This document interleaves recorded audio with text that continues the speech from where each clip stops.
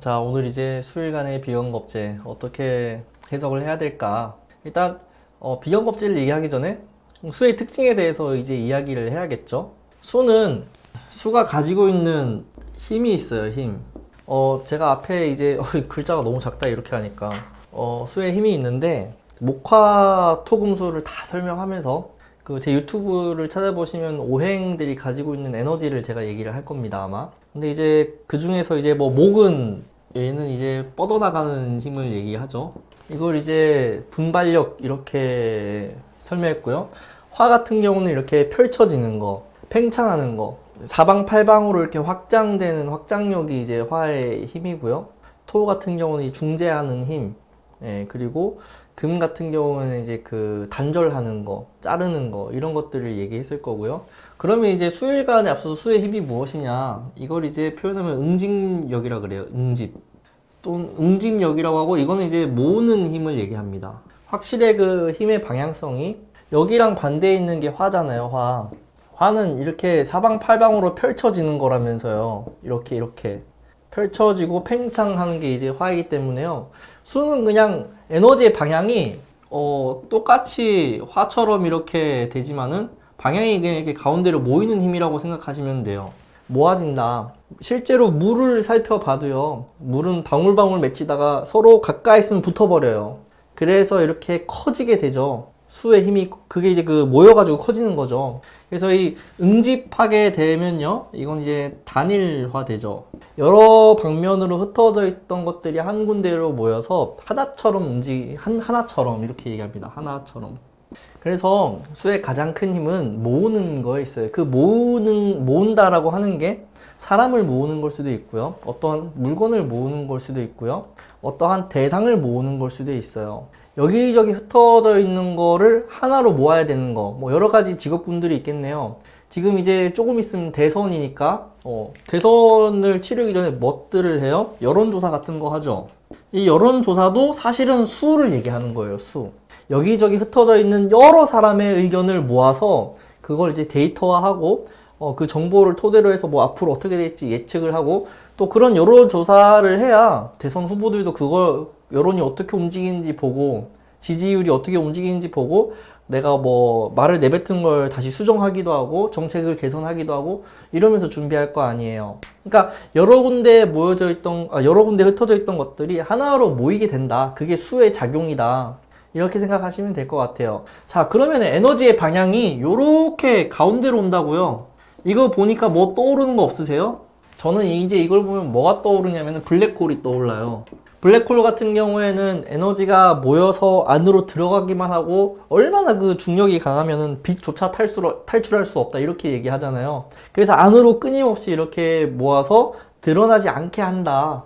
그 수일관들 보면은 대체적으로 이제 사람들이 평가하기를 수일관 속을 모르겠습니다 이렇게 얘기를 해요. 근데 수일관 입장에서는 사실 억울한 거거든요. 왜냐하면 수일관은 끊임없이 자기를 표현하고 드러내고 말을 하는데 말을 해도 상대방 입장에서는 그게 보이지 않는 거예요. 블랙홀 안을 들여다볼 수 없는 거랑 똑같습니다. 그래서 유독 수가 발달한 사람들, 특히나 목화가 없는 그런 수일관들은요, 정말 속을 알 수 없다라는 표현이 딱 들어맞을 정도로 자기 속에 있는 걸 잘 못 내비치는 경향이 있어요.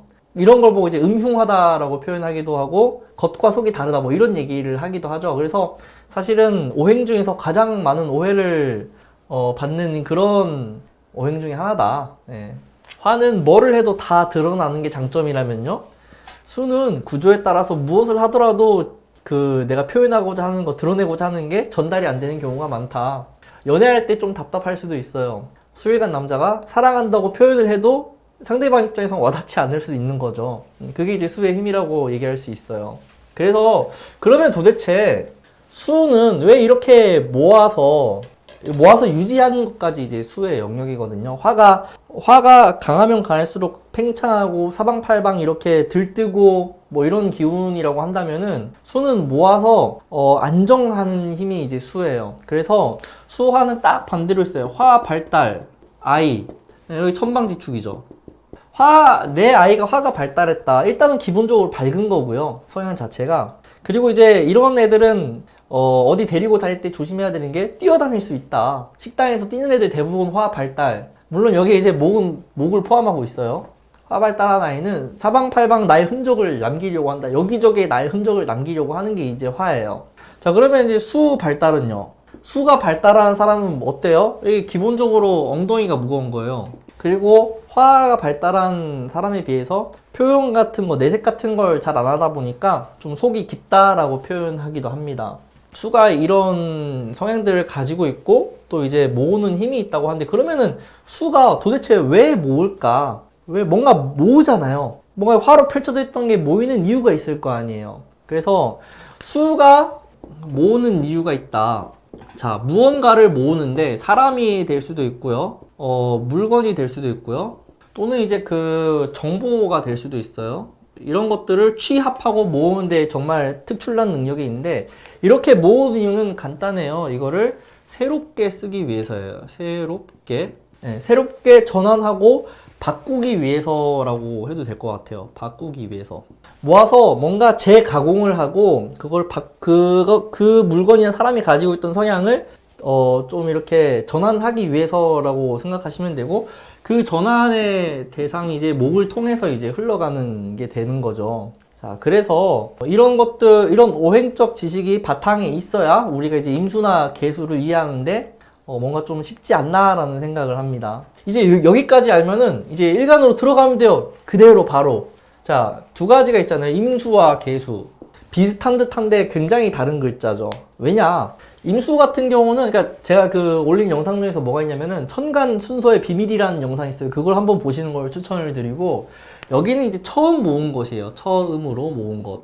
여론조사로 얘기를 한다면은, 그 여론조사를 이렇게 우리가 하잖아요. 여론조사를 취합할 거 아니에요. 취합. 그냥 그렇게 취합이 되어 있는 상황인 거지, 거기에서 뭐 이것저것 다 섞여 있다는 소리예요. 처음으로 모인 거니까. 그래서 여기는 따로 분류가 되지 않았어요. 그래서 임수는 바로 쓰기 힘들다라고 표현을 합니다. 임수는 이것저것 섞여 있는 게 많기 때문에요. 끄집어내서 쓰기 위해서는요, 시간도 걸리고 분류 작업을 또 따로 해야 돼요. 그래서 이거를 번거롭다라고 합니다. 또 다른 걸로 설명하자면은, 뭐 우리가 얘기하는 물류센터 같은 거예요. 물류센터. 그 우리가 택배를 보내면은 택배가 그 어디로 가냐면은 바로 다이렉트로 그 대상한테 가는 게 아니라 어디 물류센터에서 모여요. 대전이나 뭐 옥천 허브 막 이런 거 있잖아요. 거기 가면은 전국의 모든 택배가 그 가운데로 모였다가 거기에서 분류가 되어서 이제 각자 흩어지는 거죠. 그렇게 분류가 됐을 때 우리는 그걸 개수라고 한다고요. 그래서 이 개수는 처음으로 모은 게 아니라요, 이미 모아서 분류가 끝난 거예요. 그래서 개수 같은 경우는 즉시 사용 가능이라고 합니다. 임수가 모으는 거에서 끝이 났기 때문에 이 임수의 상태를 뭔가 이렇게 쓰기 위해서는 한 차례 가공도 해야 되고요. 거기에서 또 디테일하게 들어가서 분류를 해야 되기 때문에 시간이 걸려요, 임수를 쓰는. 근데 개수는 즉시 쓸 수 있어요. 그래서 임수에 비해서 개수가 가진 능력이요, 순발력이 뛰어나고요, 적응력도 훨씬 뛰어나다. 그래서 이러한 개수의 특징 때문에 단독으로 쓰기가 참 어려운 글자 중에 하나입니다. 단독으로 쓰이기 어렵다면 뭐겠어요? 결국에 대상이 있을 거 아니에요. 수가 쓰이기 위한 대상이 있을 것이다. 그냥 이거는 우리가 물에다가 바로 대입을 해도 됩니다. 인간의 몸은 70%가 물이고, 여기에 물이 한 컵이 있다 그러면 물이 어떻게 쓰일지는 다 다르겠죠. 요리할 때 쓰일 수도 있고요. 이걸 우리가 마시면 목을 축이는 데 쓰이기도 하고, 나무에 물을 주면 나무가 자라는 데 쓰이기도 하죠. 이렇듯 물은 온갖 대상에 다 쓰일 수가 있겠다. 그래서 수일관은 가장 크게 나눠서 볼 때 대상 중심이냐 아니냐만 보면 돼요. 그럼 끝이에요, 수일관은 그냥. 만약에 대상 중심이다, 그러면 이 개수의 역할은요, 그 대상을 윤택하게 하는 거, 그 대상의 쓰임새를 더욱더 잘 만들어주는 거, 이걸 이제 우리가 윤한다라고 표현을 해요. 그렇게 윤하는 수들은요, 나가 아닌 대상을 중심으로 살아갑니다. 어떠한 조직의 참모 같은 거예요. 지금 대선 준비 기간인데 대선 후보들의 참모 역할을 할 수도 있어요, 이 개수가. 그렇게 철저하게 대상을 중심으로 드러난다. 그래서 수는 단독으로 나 잘났어 하고 드러나는 경우가 별로 없습니다. 그래서 수는 딱 두 가지를 보셔야 되는데요. 흐르는 수가 있고요. 그리고 적시는 수가 있어요. 적시는 걸 이제 윤한다라고 표현하고요. 흐르는 걸 유한다라고 표현하는데, 적시는 수들은요, 대상 중심으로 살아간다. 내가 중요한 게 아니라 타인이 더 중요하다. 나를 희생해서 타인을 더 윤택하게 해주는 거랑 똑같다. 뭔가 물이 뭔가를 닦아주는 그런 느낌을 떠올리시면 될 것 같아요. 임수든 개수든 사실은 수가 약하다.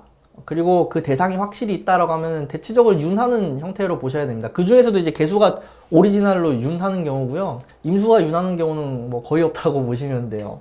그래도 어쨌든 대상 중심으로 갈 것이다. 근데 만약에 흐르는 수가 되면은 대상이 아니라 내가 드러나기 위해서 대상을 끌어들이는 형태가 돼요. 내가 드러나기 위해서 대상을 끌어들인다. 만약에 그 수가 정말로 윤하는 개수여서 참모다, 내가 만약에.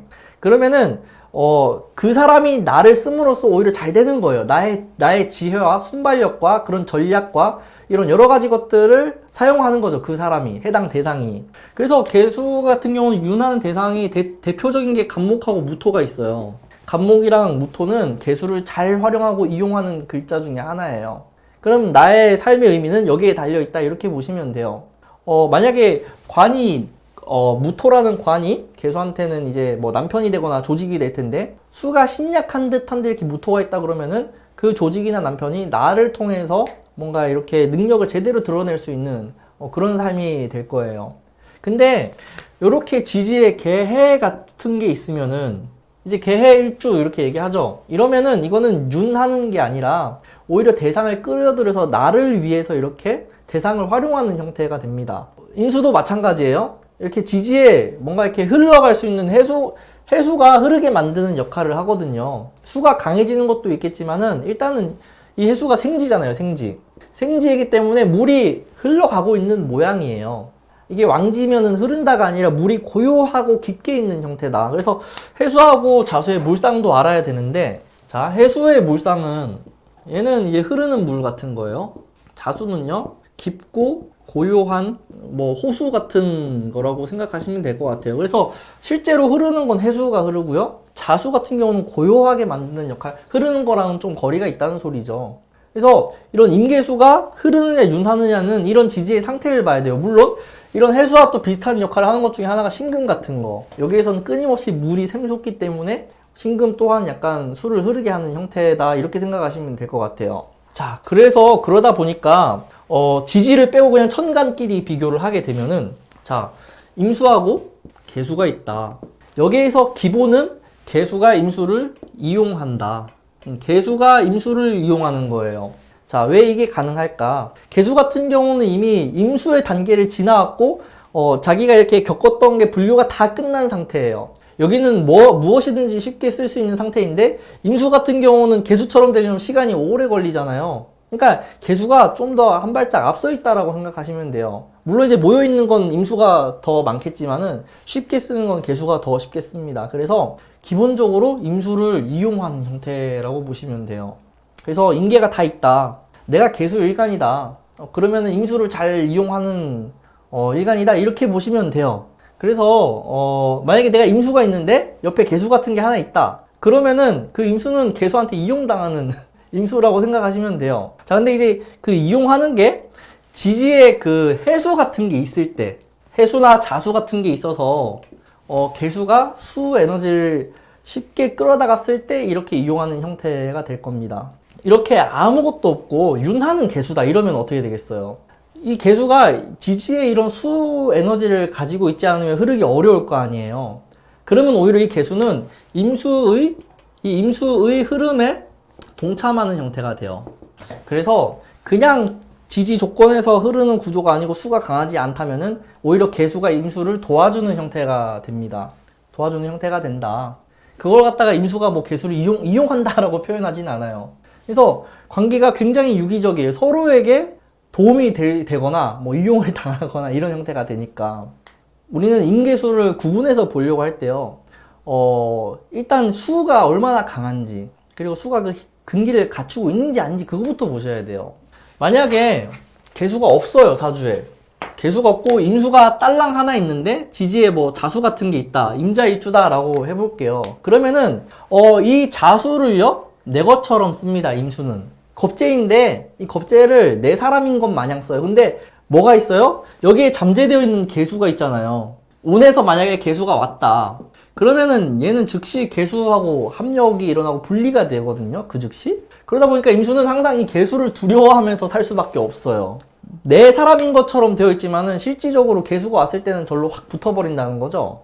그래서 이런 자수 겁재를 깔고 있는 사람은요, 이런 운을 조심하셔야 돼요. 자, 그러면은 그래, 자수가 겁재니까 겁재운이 왔을 때 그렇게 둘이 짝짝꿍 한다는 건 알겠어.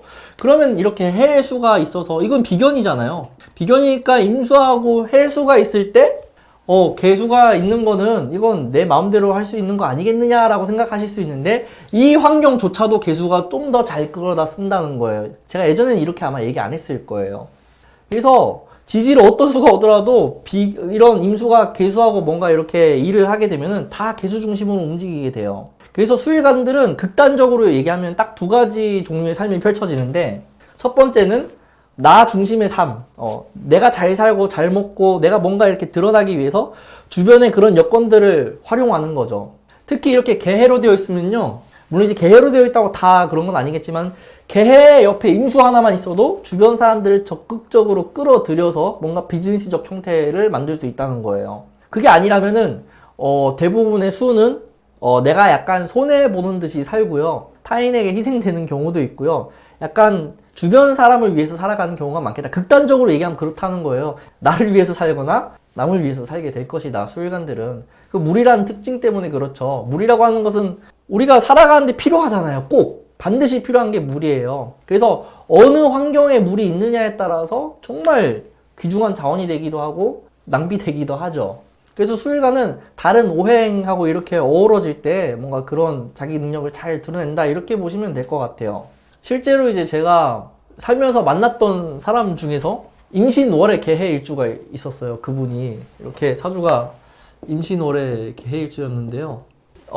이분이 아직도 강렬하게 기억에 남아있는 게 설득하는 재능이 정말 탁월했어요. 사람을 끌어들이고 설득하고, 그때 제가 이제 저도 사주를 할 때였는데 저한테 이제 사주 강의를 같이 해보자, 이런 식으로 얘기를 했었어요. 그래가지고 이분이 하는 거 보면은 사람 설득하는데 15분이 안 넘어가더라고요.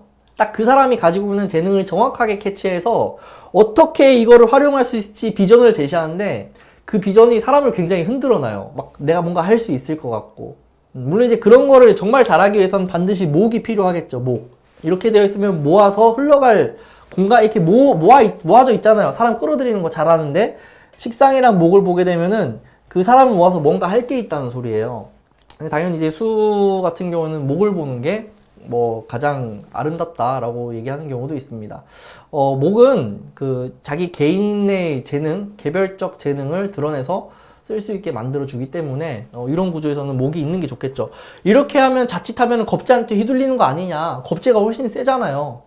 아니라고요. 수는 마구 섞인다. 분명히 임수하고 개수는 다르지만요, 원래 하나였던 것처럼 잘 섞인다고요. 그래서 수일간에 비겁을 많은 분들을 보면요, 딱히 신왕해 보이는 티가 안 나요. 우리가 보통 신왕하다 그러면 자신감 넘친다, 자존감 있다, 이렇게 뭘 하든지 이렇게 용기 백배하다, 약간 이런 표현을 쓰는데, 수일간에 비겁 많은 사람들 보면 그런 느낌이 안 나요.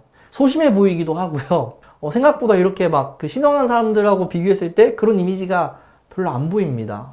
그래서 수는 왕한 것보다 더 중요한 게요, 쓸 수 있는 대상이 무엇으로 되어 있느냐가 훨씬 중요해요. 수가 강한 경우라면 대체적으로 개수 중심으로 되어 있다라고 생각하시면 될 것 같고, 임수 같은 경우는 개수를 이용하는 경우는 좀 극히 드물 것이다. 수가 약한 경우에 개수의 도움을 받거나 임수가 하는 것에 독려하는 형태다. 그럼에도 불구하고 지지로 수가 와서 이제 개수가 힘을 가지게 되는 데에는 분리적인 작용이 일어나요. 그래서 보면은 지난 3년 동안 기해, 경자, 신축 이렇게 흘러왔잖아요. 해자축이라는 수가 3년이 왔잖아요. 그러면 사주 내에 개수가 있는 분들은 어떻게 됐다? 이런 수가 강해지는 것들 때문에 뭔가 좀 사건 사고들이 있지 않을까라고 생각합니다. 개수 일간이었으면은 갑자기 강해졌으니까 나 중심으로 바뀌었잖아요. 윤하는 개수였다, 대상 중심의 개수였다, 이런 운에서 이혼 외칠 수 있어요. 이혼. 직장생활 잘하던 개수다, 이런 운에서 독립해서 내 거를 하려고, 내 사업을 갑자기 하려고 할 수도 있는 거고요. 임수일간에 개수가 있었다, 그럼 이런 운에서 사람들과의 트러블 같은 게 있을 것이다, 이렇게 예측이 가능하죠. 자, 그러면은 이제 올해 같은 경우는 이민년이 왔는데, 개수일관 분들이 이민년이 왔다는 건 뭐예요? 겁재한테 뭔가 동참할 수 있게 된 거예요. 기본 베이스가. 근데 만약에 윤하는 개수였으면은 그 겁재라는 임수가 하는 거에 동참을 하는 게 될 테고, 흐르는 개수다 이러면은 임수를 이용하고 활용할 줄 아는 운이 온 거예요. 그래서 사업적인 확장이 된다거나, 뭐, 알바생을 잘 뽑는다거나, 직원 보기 좋다던가, 뭐, 이런 식으로 펼쳐지겠죠. 물론 이제, 임수가 이렇게 두 개 있으면, 이건 그냥 경쟁이라고 보시면 돼요. 경쟁입니다, 경쟁. 뭐, 임수가 두 개 있든, 개수가 두 개 있든, 수일간끼리는요, 경쟁인데 뭐냐면은, 보이지 않는 경쟁이에요. 보이지 않는, 그러니까, 화 같은 경우는 경쟁을 하더라도 완전히 드러내놓고 해요. 대놓고. 상대방이 나를 쳐다보고 있구나를 인식하고 그 사람 보라는 듯이 이렇게 경쟁하는 경우가 있다고. 여기는 안 보이게 경쟁을 해요. 안 보이게 경쟁한다라고 하니까 말이 너무 이상하죠. 여기 이렇게 정화라고 정제를 하나 넣어 볼게요. 사주에 임수일간인데 임수가 있지만 정제를 쟁합하고 있는 거예요. 그러면은 여자 한 명을 놔두고 경쟁하고 있잖아요, 이 수들이. 근데 이게 밖에서 보면은 이게 양다리예요, 양다리.